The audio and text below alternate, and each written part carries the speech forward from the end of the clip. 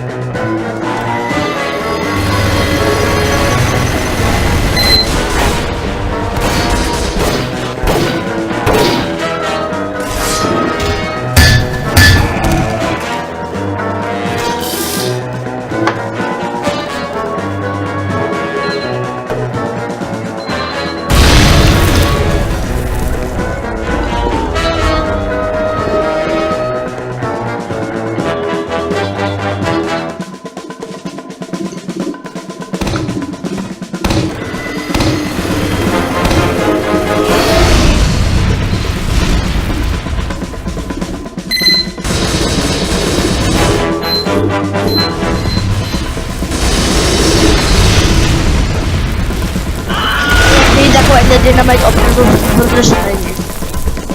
Nevěřte, že mu to tam je.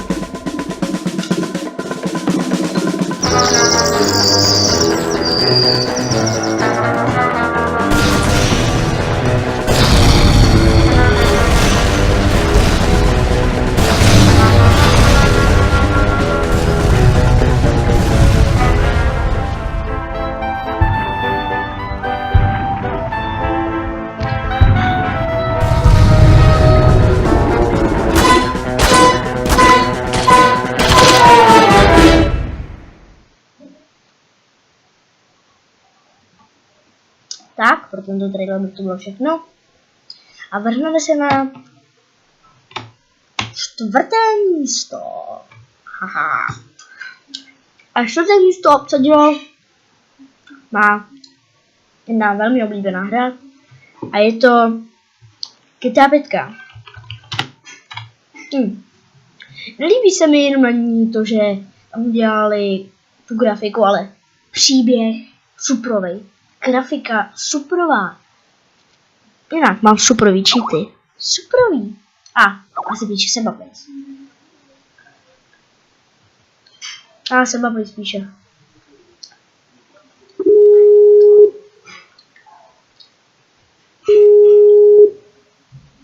Zvedni to, co mi napsal, ne? Sebo? Pozdrav do videa.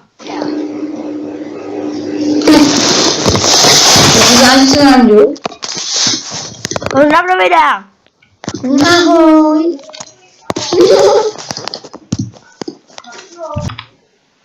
Tak, a je tady Sebaplace. Pozdrav do videa. Ty video míno nechci. A to je jeho pravý pozdrav. Ahoj. Je to jako jen zelenka. Jinak je to fakt kunďák.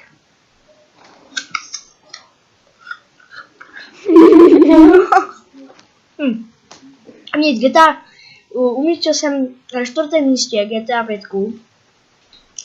Potom přijde superový příběh, superová grafika, superové zpracování, detaily. A líbí se mi, že jsou tam 3 postavy. Takže pustíme si trailer. Jsou tam negři. Jo, jsou tam negři. Takže nemluv Sebo, teďka jdeme pustit trailer. Why did I move here? I guess it was the weather. Or I don't know, that thing, that magic. You see it in the movies. I wanted to retire from what I was doing, you know? From that line of work. Be a good guy for once, a family man. So, I bought a big house. Came here, put my feet up, and thought I'd be a dad like all the other dads. My kids would be like the kids on TV. We'd play ball, and sit in the sun, but you know how it is.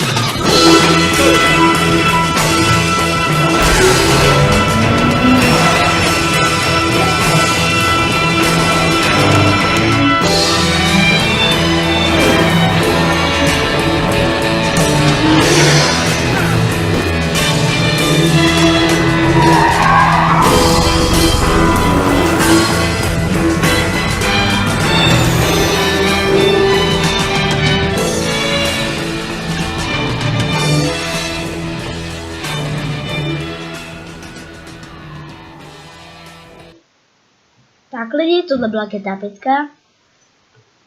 A jdeme na 3. A jak to děláš? Takže lidi, jdeme na 3. Na 3. místě. Jo, jdeme na 3. Sebaplace. Koho pozvat?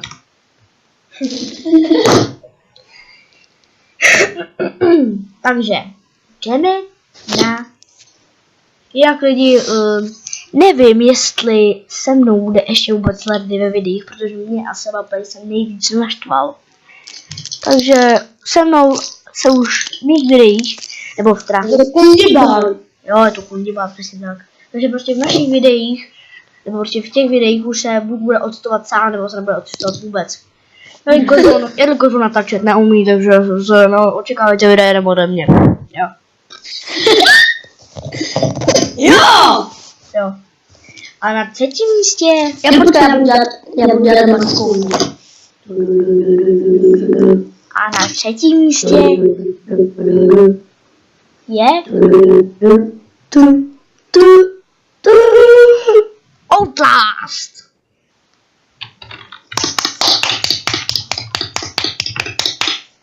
Outlast je pro mě srdcová hra. Takže jdeme si pustit trailer. A ještě protože se mi tak strašně moc líbí. Je to z toho důvodu, že... Jak to řekl? Prostě mi to přijde strašně tematická hra a dokáže nabudit superovou hororovou herní atmosféru, což se mi strašně líbí. Takže... jdeme na trailer. Já mu si nebudu dávat celý, že to je strašně dlouhý. Jo. Je to trailer, ta hra.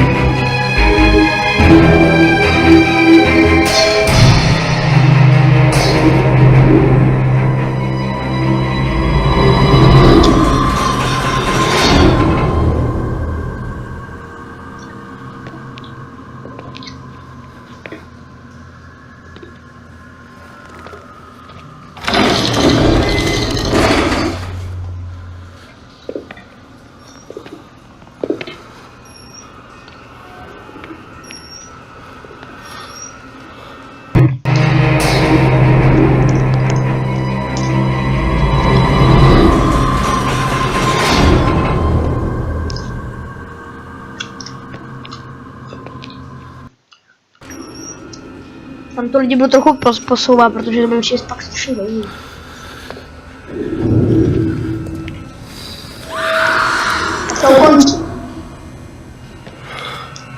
Tak lidi, já se omlouvám, tohle bude pro ten trailer všechno a omlouvám se za střih v traileru, protože jsem tady něco řešil se seba placem. This is the end. A na druhém místě bude Outlast Westerbork. Je to DLCčko na Outlast a přijde mi to jak lepší jak samotný díl. Z toho důvodu, že mi to přijde strašně, ale strašně super.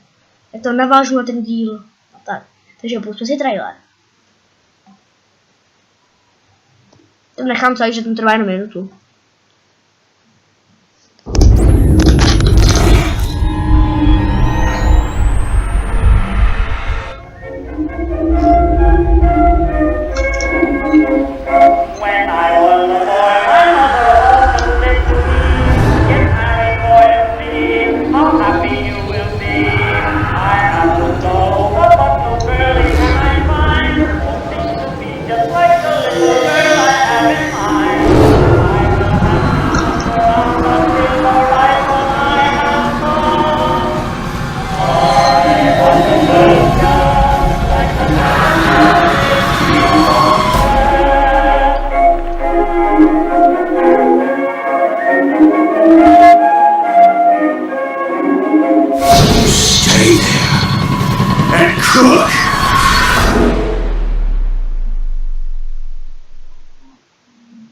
Takže takýto tematický trailer je na Outlast Westerbork.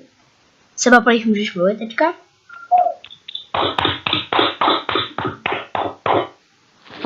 A na prvním místě, což je...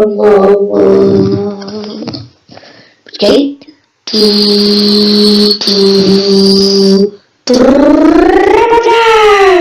Je Mafia 2. A není to kvůli superový grafice, která se mi tam mimochodem taky docela líbila na tu dobu. Ale superovou tématikou. Superový příběh, strašně super, prostě režie, úplně superový mi to strašně přišlo. Já jsem k Mafii 2 neměl slov, když jsem ji hrál poprvé. Já už ji mám dohranou asi 4krát a plánuji ji točit, jo. Prostě, nevím, jestli to budu něco slibu, ale je to možný, jo? Je to možný. Já taky chci točit. To máš blbý. To máš blbý. Mafia 2 trailer. A taky lidi se mi to strašně líbí. Z toho důvodu, že jsou tam starý auta, je to stará doba, což já strašně miluju. Jsou tam starý zbraně Thompson, prostě koltíky starý, je to prostě strašně super věc. A proto je tato hra u mě na prvním místě. Víte? Takže jdeme na to. Chcete? Tak poslouchejte. Tak a zapínáme trailer. Užijte si ho. Kde jsi vzal tolik peněz, Vito? Neudělal jsi něco, čeho bys litoval, že ne? OK, poslouchejte. Potřebuji helfnout s jednou zakázkou. Kdo je ten šestlivec? Nějaká vykrmená hromada sraček z druhé